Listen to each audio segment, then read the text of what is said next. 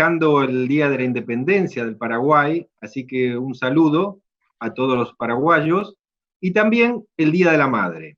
Muchas felicidades para todas las madres en este día.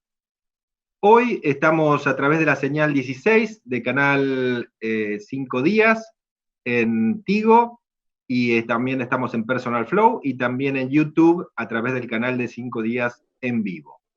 Y como siempre, en Asunción está nuestro compañero Gustavo Pícola. ¿Cómo estás, Gustavo?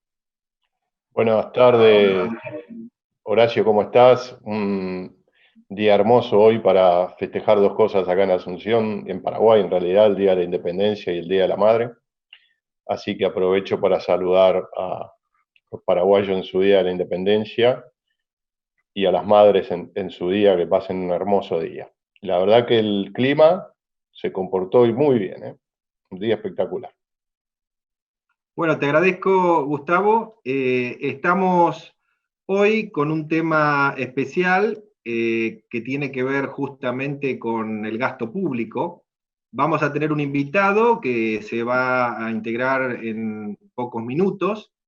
Y nosotros en otro programa estuvimos mencionando el tema del gasto público porque hoy por hoy está en proceso, hay diferentes proyectos de reforma del Estado. ¿Y por qué el gasto público es importante cuando nosotros vemos lo que es la actividad privada? Porque todo lo que ocurre dentro del proceso de gestión del gasto público impacta en el sector privado. Cuando analizamos una empresa debemos considerar todos los aspectos, no solamente la parte operacional que tiene que ver con la empresa en sí misma, sino lo que es el marco legal, regulatorio, el impositivo y todo lo relacionado con lo que tenga que ver con la parte externa y que hace al ámbito donde se desarrolla cada compañía. También vinculado con el tema de eficiencia del Estado, en uno de los programas anteriores estuvimos mencionando un informe del BID en el cual expresaba que habiendo una mejora en la eficiencia del gasto, había un margen importante para reducirlos, que significaría alrededor del 3,9% del Producto Interno Bruto en Paraguay. Esto con la siguiente apertura: 1,5 en ahorros por compras, el 1,3 en las transferencias, es decir, que las transferencias efectivamente lleguen a donde tienen que llegar, el 1,1% en cuanto a remuneraciones, estamos hablando de todo lo que es la masa salarial a nivel estatal. Haciendo, digamos, un esquema comparativo, ahí el informe hablaba de todo lo que es América Latina y el Caribe. En promedio, en todas las administraciones daba alrededor de un 4,4%. Y por otro lado, específicamente, hoy tenemos un invitado en Argentina. Argentina, en ese informe, indicaba un 7,2% del Producto Bruto en posibilidad de mejorar el gasto, teniendo en cuenta la eficiencia en el mismo. También tenemos que decir que todo lo que tenga que ver con el Estado tiene mucho que ver con lo que es la ley, el marco y la legislación. Por eso también mencionamos como referencia, hay un ensayo de Frédéric Bastiat, que se llama La Ley, donde ahí nos expresa un poco cómo debería ser el rol del Estado para garantizar las libertades individuales, para garantizar los derechos individuales. Porque él menciona que la vida es un don de Dios, donde está la existencia, las facultades y la producción, que en otros términos él llama lo que es la personalidad, la libertad y la propiedad. Básicamente, si nos enfocamos en eso, también menciona y hace referencia a que el Estado, cuanto menos injerencia tenga en las actividades de los particulares, va a ser mejor el resultado en cuanto a la realización de los mismos y de los ciudadanos. Por eso es un tema que nosotros hoy queremos tratar, teniendo en cuenta que no solamente porque está en proceso lo que es un proyecto de reforma del Estado que implique eficiencias, sino también en el marco de la pandemia, que está ocurriendo actualmente, tenemos que, por un lado, se toman medidas sanitarias, o sea, los gobiernos toman medidas sanitarias que impactan en la economía. ¿Impactan de qué manera? Impactan en los resultados. En ese sentido, si uno diría, bueno, determinando un nivel de justicia, decía, bueno, si hay un tercero que me está impidiendo producir, debería compensar esos efectos. Y en cierta medida se está dando, en algunos casos, en los países desarrollados están cubriendo en mayor cantidad las necesidades de los afectados. En los países donde nos encontramos en Latinoamérica, si bien han hecho muchos esfuerzos, tal vez no lleguen en la totalidad a tener buenos, o los resultados que se esperan en toda su dimensión. Entonces es momento también para pensar si hay un ajuste por el lado del sector privado, porque se tiene que ajustar por las condiciones y los cambios en los ciclos económicos, también debería haber una revisión y un ajuste de lo que es el sector público. Básicamente a eso nos vamos a enfocar en el día de hoy, y también teniendo en cuenta que para un análisis profundo debemos ver no solamente los valores absolutos, que en el tiempo, lo que es la información pública, ha costado mucho obtener. Actualmente hay, digamos, distintas administraciones que se han informatizado, hay leyes que tratan de proveer la información o garantizar que se va a proveer cierta información, con lo cual tenemos que, a partir del conocimiento de lo que serían los datos y valores absolutos en cuanto a gastos del Estado, también es conveniente, digamos, hacer lo que sería una comparación con otras administraciones y ver los efectos relativos de la misma. A su vez, una vez teniendo la dimensión relativa de esos gastos, profundizar en lo que es la eficiencia, es decir, cada uno de los gastos está dedicado a qué fin, con qué fin, y si realmente cumple y resuelve esa situación. Por eso, Gustavo, básicamente es lo que nos vamos a referir hoy. Nosotros tenemos como invitado al economista Roberto Kachanowski, que pronto se va a sumar con nosotros a esta charla. Entonces estaríamos enfocados en esos puntos que creo que es muy interesante tenerlos en cuenta, más pensando en el futuro, con una visión de futuro.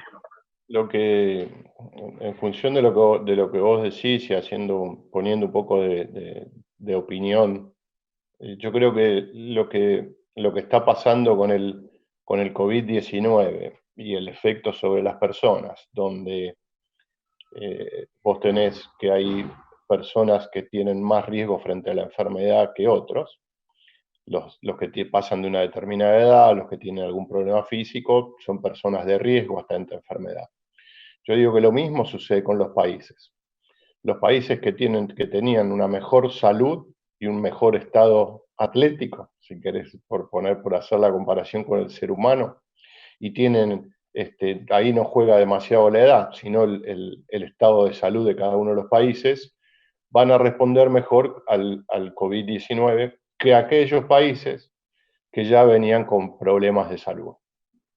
Me parece que lo que vimos, por lo que nos contó nuestro invitado de Miami, más lo que uno lee, Estados Unidos está sacando y apoyando al sector privado fuertemente, lo ha hecho con las aerolíneas, lo ha hecho con el sector de faena y de consumo de carne, que ha bajado notoriamente en los Estados Unidos. Y cuando uno se viene para estos lados, cuando viene para el lado de Latinoamérica, claro, los gobiernos hacen lo que pueden. Lo que también estuvimos viendo, y que también fue reflejo de uno de nuestros programas, es que cuando la ayuda del gobierno tiene que pasar por intermediarios, la cosa se complica para llegar al consumidor final. En el sentido de que si vos tenés que llegar al ciudadano a través de los bancos, y los bancos, por poner un ejemplo, y el banco no da préstamo, con justa razón, porque no sabe si después lo va a cobrar, bueno, es difícil que esa plata llegue al ciudadano. Ahora, como contrapartida a eso, lo que vimos cuando tuvimos a Gloria, la CEO de Bancar, que ellos a través de un programa y utilizando la tecnología de Bancar, fue directo al consumidor. Entonces me parece que independientemente de las posibilidades que los gobiernos pueden tener para brindar esa ayuda, hay que ver los intermediarios que usan. Y digo esto, ¿por qué? Porque, como nos decía en su momento nuestro amigo Claudio Suchovicki, Claudio nos decía que esto no fue una guerra, es decir, esto es un virus y no hay edificios destruidos, no hay caminos destruidos, no hay puertos destruidos, no hay barcos destruidos. Y Paraguay, que es un país que es netamente agroexportador, la gente se va a seguir alimentando. Me parece que la recuperación va a ser lenta, no va a ser fácil, pero me parece que aquellos países que vendan como Paraguay alimentos, o como puede ser Argentina, pueden tener algún tipo de recuperación más rápido. Claro, después hay que ver cómo se hace para adentro, ¿no? Lo que hace cada uno de los países internamente con esta posibilidad de recupero. Pero bueno, ya tenemos a nuestro invitado conectado, así que te dejo para que lo presentes. Buenas tardes, Roberto. ¿Qué tal? Un gusto tenerlo acá con nosotros. ¿Qué tal? ¿Cómo están? Buenas tardes. Buenas tardes, Roberto. ¿Cómo le va? Lo presento, bueno, Roberto Kaczanowski, economista de la Universidad Católica Argentina. Él es consultor económico, autor de libros, entre otros, Economía para Todos. Él es editor del Informe Económico Semanal y también director de economiaparatodos.net. Así que muchas gracias realmente por compartir esta charla con nosotros, Roberto. Y estuvimos hablando como introducción un poco del tema de lo que es el gasto público. Básicamente en Paraguay actualmente están en proceso algunos proyectos de reformas del Estado. Y también hicimos mención a un informe del BID, donde habla de la posibilidad de mejora del gasto del Estado en porcentuales de eficiencia en algunos conceptos, que yo también participé de alguna de sus charlas, que lo he venido siguiendo, y usted también ha mencionado. Básicamente en Paraguay estábamos con un nivel del 3,9% y Argentina creo que estaba al 7,2%. Por eso sería interesante que nos comente un poco, porque realmente usted siempre ha presentado, lo importante es que ha presentado cifras y realmente son contundentes que nos dan una idea de la situación donde estamos y hacia dónde dirigirnos. Entonces, queríamos saber sobre su experiencia en cuanto al análisis de lo que tiene que ver con el gasto público, ya sea en Argentina comparativamente con otros países, y también un poco las indicaciones que serían de cuáles serían los mecanismos saludables para revertir determinadas situaciones. Bueno, en lo que hace ese trabajo del BID, tiene un par de años, ¿no?, de antigüedad, pero lo que muestra claramente es que hay ineficiencia. Argentina es la que más ineficiencias o malas, o es la peor en asignar los recursos, porque tiene el 7,2% es América Latina y el Caribe, ¿no es cierto? Creo que, si mal no recuerdo, América Latina y el Caribe tiene un 4 y pico por ciento de promedio. Sí, exacto. Y nosotros estamos en la punta más alta con el 7 y algo, donde hay, se llaman filtraciones, ¿sí? Después ineficiencias, etcétera. Filtraciones, ese trabajo lo hicieron algunos que fueron compañeros míos también de la Universidad Católica que están trabajando allá en el BID, ¿no? Le pregunté, ¿qué son filtraciones? Definímelo. Y acá le decimos afano, no sé cómo lo dicen acá. O corrupción, como ustedes quieran, ¿no? No es de ahora ese trabajo, es de unos años atrás. Y si uno se fija, hay dos grandes filtraciones, vamos a ponerlo así, que tiene que ver con los llamados planes sociales y con los subsidios a la energía. En la Argentina hubo durante toda la época del kirchnerismo lo que se llamaban subsidios económicos. Eran subsidios para mantener artificialmente baratos los precios del transporte público, tren, subte, colectivos, energía, agua, gas, etcétera, ¿sí? Ahí se gastaron 161.000 millones de dólares. 161.000 millones de dólares. ¿Sí? O sea, entre el 2006 que empiezan los subsidios y el 2015. Después vino Cambiemos, empezó a subir las tarifas de servicios públicos y bajó el costo ese, y ahora estamos de nuevo dando vuelta a las cosas con el kirchnerismo nuevamente. Entonces, cuando uno mira eso, se da cuenta que en realidad todo lo que es ahora el coronavirus y de antes, todo el esfuerzo cae sobre el sector privado. El sector público no hace el más mínimo esfuerzo. Para que tengamos una idea, ese trabajo da un número parecido de gastos en personal, o sea, todo lo que se gasta en sueldos de la administración pública nacional, provincial y municipal, los 3 niveles de gobierno en la Argentina, representan en ese trabajo 14 puntos del Producto Bruto. Yo había estimado entre 12 y 13 puntos de Producto Bruto, de acuerdo a los últimos datos. Eso, para que tengamos una idea, serían alrededor de unos 52.000 millones de dólares, ¿sí?, anuales. Que no es porque tengamos ese gasto que tenemos unos hospitales con médicos de primer ingreso o un sistema educativo fenomenal o una seguridad espectacular. Es plata que se dilapida en política. Por ejemplo, un senador en Argentina tiene un sueldo más todo el gasto alrededor de él de asesores, transporte, traslados, etcétera, de 200.000 euros mensuales. ¿Se dan cuenta los números de los que estamos hablando? Un diputado, 54.000 euros. Yo lo comparé con España, y España tiene un costo para... Nosotros gastamos 200.000 euros mensuales para mantener un senador, España 17.500 euros mensuales. Y ojo que España no está pasando por el mejor momento, digamos, del liberalismo o Estado austero, ¿no? Porque tienen partidos bien de izquierda y están haciendo el camino de Argentina. Bueno, les cuento algunos de estos, y después de estos datos. Después el otro dato importante es, uno es empleo público. Tenemos 3.700.000 empleados públicos entre la nación, las provincias y los municipios. Básicamente, el grueso está en las provincias, donde el empleo público entre el 2003 y el 2017 aumentó un 70%. 70%. Hay provincias donde el 67% de la gente que trabaja en el Estado.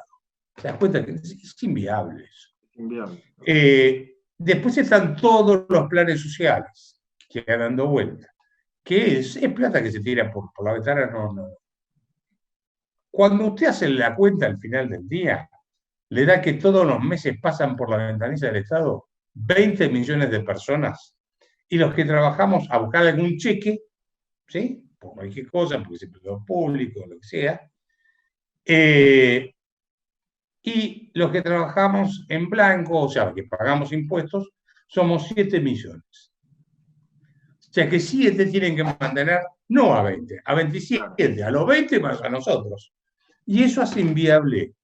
Ahora, esta es la fiebre. La pregunta es, ¿y por qué tenemos esta infección? Y ahí es que yo creo que la democracia se transformó en una competencia populista en América Latina, en general y en Argentina en particular. ¿Quién es el que ofrece sacarle más plata a uno para darle al otro? El que es rico es mala persona, el que se esforzó, trabajó, invirtió, tuvo capacidad de innovación, desarrolló algo que la gente necesitaba, ese es mala persona. El tipo que está tirado tomando sol y esperando a que lo mantengan es buena persona por definición. ¿Sí? Entonces, Argentina pasó de la cultura del trabajo, que fue lo que lo hizo grande, a la cultura de la dádiva. Los políticos tienen un mercado cautivo fenomenal en planes sociales y en empleo público, donde dicen, che, mirá que si viene Kachanowski, no soy el candidato, pero viene Kachanowski, le va a sacar eso, así que votame a mí porque este degenerado te va a dejar sin que vos vivas sin trabajar, ¿sí? Y hay un montón de gente que se siente con derecho a vivir sin trabajar, a vivir de trabajo ajeno. Claro, también nosotros un poco, Roberto, en la introducción mencionamos a Bastiat, que creo que usted también lo ha nombrado como principio, sí, porque también parte de un tema moral, ¿no? También Bastiat hace una referencia en lo legal y lo moral.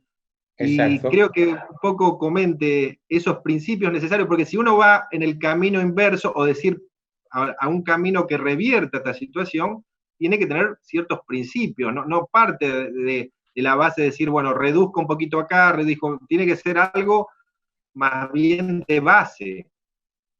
Sí, es un cambio de valores que tiene que imperar en la sociedad, ¿no? O sea, el problema económico es el emergente de un problema de los valores que imperan en la sociedad. Yo diría, a ver, recordando a Bastiat dice, bueno, hay dos tipos de leyes, ¿sí? Las que en realidad hay que derogar y las que sirven. Se dice, el ciudadano, a ver, el Estado no puede hacer nada que si hiciera un ciudadano común constituyera un delito. Supongamos que yo me pongo en la frontera y, no sé, soy fabricante de jamón cocido. Y entonces a cualquiera que quiera entrar a la Argentina con jamón cocido, con mi grupo armado, le digo, vos no pasás por acá. Estoy cometiendo un delito. Ahora, ¿qué dice Bastián? Si yo voy y le digo, convenzo a los legisladores para que saquen una ley que digan que no puede traer jamón cocido en la Argentina, eso es legal. No, son los dos un delito. Estoy usando el monopolio de la fuerza del Estado para violar el derecho de la gente a comprar un jamón cocido más barato. ¿Sí? O bien un dirigente sindical. Supongamos que usted y yo, los tres, vamos a la puerta de alguna fábrica, vamos con un grupo armado y decimos, vengan, denos el 3% de su ingreso, que nosotros le vamos a dar el servicio de salud. ¿Por qué? Porque nosotros somos buenos y el resto son malos. Así que denos la plata. Es un delito. Ahora, si vamos y decimos al Estado, usa el monopolio de las fuerzas que te dimos para que defiendas el derecho a la vida, la libertad y la propiedad de las personas, ¿sí? Y usarlo para sacarle a la gente de la fábrica la plata y dársela a Cachanowski, a Gustavo y a Horacio, eso pasa a ser legal. Y Matías, no, es un delito también. Entonces, el Estado se transformó, le dimos el monopolio de la fuerza para que defiendan nuestros derechos y los políticos, lo digo todos, buena parte de la dirigencia política, terminaron usando para violar los derechos de las personas y robar. Claro. El robo legalizado del que hablaba. Sí, exacto. Quería hacer una pregunta, porque yo por trabajando como consultor para el Banco Mundial, estuve en distintos países de Latinoamérica, ¿no? Y en distinta medida, cuando uno llega a esos países de Latinoamérica, escucha más o menos lo mismo. En algunos lados es el petróleo, la empresa del Estado del Petróleo, como puede ser México. Bueno, si va a Nicaragua ni le cuento, porque es casi lo mismo que se vive en Argentina. Va a Colombia, escucha lo mismo. En todos lados se escucha básicamente lo mismo. La pregunta que le quiero hacer es, ¿hay alguna chance de cambiar eso? Porque la realidad, y si yo me enfoco en Argentina, ¿no? Yo siento que Argentina hoy está 50 y 50. ¿No? 50% apoya una cosa, 50% apoya la otra cosa de distinto lugar, digamos, ¿no? Haciendo porcentajes redondos, digamos, ¿no? Entonces, ¿cómo Roberto Cachanowski, Gustavo Piccola o Horacio pueden plantear algo sabiendo que si lo planteamos porque creemos que es lo mejor, que del otro lado nos van a bombardear, el 50% nos va a bombardear porque estamos de la otra punta, y cuando la otra punta sube, lo bombardean del otro lado. Entonces, ¿cómo se sale de eso, no? Yo creo que tenemos que llegar a una situación casi terminal para poder hacerle entender a la gente que un país no puede vivir sin trabajar. Argentina se construyó con la cultura del trabajo. Cuando venían los inmigrantes de Europa, de Italia, de España y de tantos otros países de Europa, venían a trabajar. No era gente muy ilustrada, era gente, mis abuelos, los abuelos de muchos de nosotros, era gente con una escasa preparación, pero con el espíritu de trabajo. Y Argentina, por la Constitución de 1853-60, le daba ese horizonte de orden institucional y la posibilidad de progresar. ¿Sí? Se construyó con trabajo. Y hoy quieren construir la Argentina, hacerla crecer con planes sociales y empleo público. Es inviable, es imposible. Entonces hay que esperar a que esto reviente de nuevo, estar siempre atentos y estar machacando con el discurso. A mí me ha dado buenos resultados en Argentina, le voy a decir, porque no he dejado de recibir llamados de diputado o senador de la Argentina diciendo, che, mirá que nuestro sueldo no es tanto como vos decís en televisión, aclará que se la llevan otro, que es macanudo. Yo digo, escúchenme una cosa, salgan ustedes a dar la pelea, yo doy los datos, ustedes son los que, ustedes fueron votados, salgan a dar la pelea. pero nuestro trabajo es difundirlo, machacar y machacar y machacar para que ellos mismos se asusten, los que están hoy usando ese beneficio, y terminemos con esta historia. Ahora se lo voy a poner de otra forma. Es muy difícil que el dueño del negocio, que es el negocio de la política, quiera cerrarlo. Nosotros lo que tenemos que hacer es demostrar que el negocio va a fundir a la Argentina, o a Paraguay en todo caso. Sí, Aunque sí, sí. Paraguay está andando mejor que Argentina, vamos a reconocer. Sí, por suerte a nivel macroeconómico está bien, y un poco lo que decía también, a lo mejor las comparaciones en Argentina son contundentes, las comparaciones con Estados Unidos o con España, ¿no es cierto? Ahora, que por ejemplo en Paraguay las comparaciones den un poco menos, hay que ver en qué se gasta realmente, ¿no? Porque también puede ser que el monto sea menor, pero no llegue, digamos, ¿no? Bueno, ahí la verdad, bastante trabajo me da analizar el presupuesto de Argentina para encontrar dónde están distribuidos todos los planes y los gastos que hay. Digo que eso lo financia la Fundación Roberto Cachano. O sea, me siento y los fines de semana busco datos, y voy armando la cosa. Lleva muchísimo tiempo hacer estos estudios, pero después la contundencia de los datos ayuda muchísimo en el debate, ¿no? Porque yo he tenido debates con 3 senadores, 2 diputados y senadores al mismo tiempo. Le dije, muchachos, ustedes están gastando esto. Vienen acá a hablar de los pobres y están gastando esto. Ninguno de ellos negó ese dato. Cambiaron de tema. ¿Sí? Porque ellos saben que es verdad. Es más, Claro. le voy a dar un pequeño dato más. Moyano, ustedes saben que Moyano es el líder de los camioneros acá. Sí. El equivalente en el Congreso de la Nación, que se llama un señor Di Próspero, que maneja el sindicato de los empleados de ahí del Congreso de la Nación, usa la plata para sponsorear carreras de turismo carretera. Entonces aparece el logo del sindicato y dice Di Próspero Conducción. Yo no voy a pensar en absoluto que está lavando plata, porque nunca voy a pensar semejante barbaridad, porque podría pasar, pero no creo que lo haga. Ahora llama la atención que esté sponsoreando turismo carretera. Claro. ¿Qué Claro, hacen? sí, realmente. Bueno, por eso esas son las cosas que se encuentran investigando, y creo que uno de los motivos también de la convocatoria de Roberto, suya, es porque creo que es la primera vez que vemos algo tan contundente, ¿no? En este caso en Argentina, con datos, ¿no? Porque primero empecemos a hablar de los datos y a partir de ahí ir a tomar, digamos, distintas medidas o distintos caminos, a ver qué hacemos, pero es tan contundente su información que realmente, digamos, a partir de ahí, digamos, la idea es tender puentes para continuar la acción, ¿no? En el caso suyo está la difusión con su fundación, digamos, ¿no? La Fundación Cachanowski. Pero le diría que hay algo que es importante, tenemos que aprender a decirlo. No es el Estado el que subsidia, da subsidios, etc. Es el contribuyente. Es la gente que todas las mañanas se levanta, va a trabajar con frío, calor, lluvia, piquete, todos los problemas, paga impuestos y mantiene a los mismos tipos que después no lo van a dejar trabajar porque le hacen los piquetes el 9 de julio o tantos problemas que le generan. Sí, el aportante de todo eso siempre es el sector privado. Y cuanto menos sector privado haya y más sector público haya, es inviable, que es lo que usted dijo al principio. Si hay 20 millones de tipos que van a cobrar un cheque del Estado y hay 7 que los mantienen, a los 20 más los 7, no hay salida.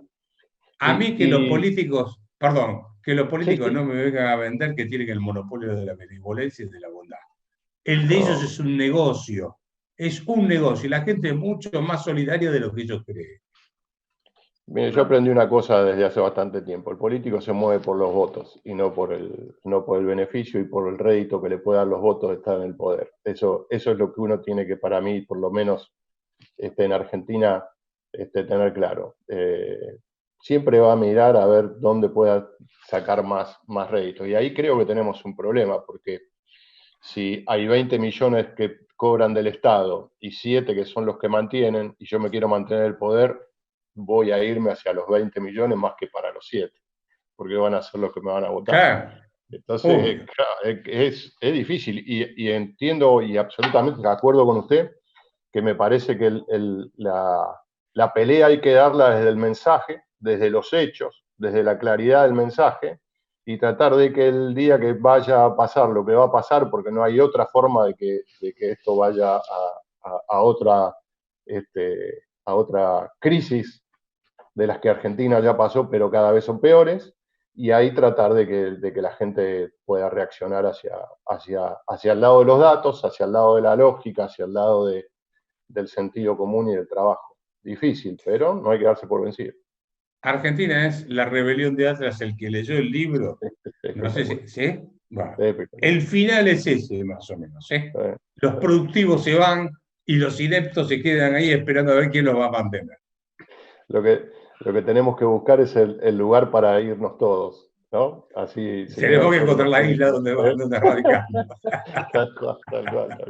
Así que, bueno, Roberto, le agradecemos enormemente su presencia, realmente creo que ha sido muy enriquecedora la charla, y como le dije en el momento, apreciamos la calidad de la información, y que creo que a partir de ahí se construye, porque es lo mismo que para una empresa privada, cuando tiene que ver el entorno, tiene que ver el medio, el ámbito económico, financiero, y el Estado es un partícipe, digamos, que muchas veces toma un rol superior a lo que debería ser, y en algunas cuestiones, a veces, los negocios no se producen. Y eso significa digamos, una baja en el nivel de la calidad de vida de la población. Exactamente. No hay país que pueda progresar sin inversiones, y en la medida en que el gasto público sea disparatado, va a haber alta carga tributaria que va a espantar las inversiones, y Argentina entró después de eso en la confiscación de los activos, ¿sí? Como fue depósitos, ahorros en las AFJP, etcétera, y como si eso fuese poco, también prostituyó la moneda, la destruyó 5 signos monetarios. Y como si eso fuese poco, entramos en default. Así que hicimos todo lo necesario para no poder seguir financiando esto. Tal cual. Bueno, le agradecemos nuevamente, muchas gracias, esperemos contarlo en otra oportunidad con nosotros, y bueno, nos estamos viendo próximamente. Muchas gracias, Roberto, muchas gracias a todos, a toda la teleaudiencia, nos estamos viendo el próximo lunes a las 13 horas por Canal 5 Días. Muchas gracias.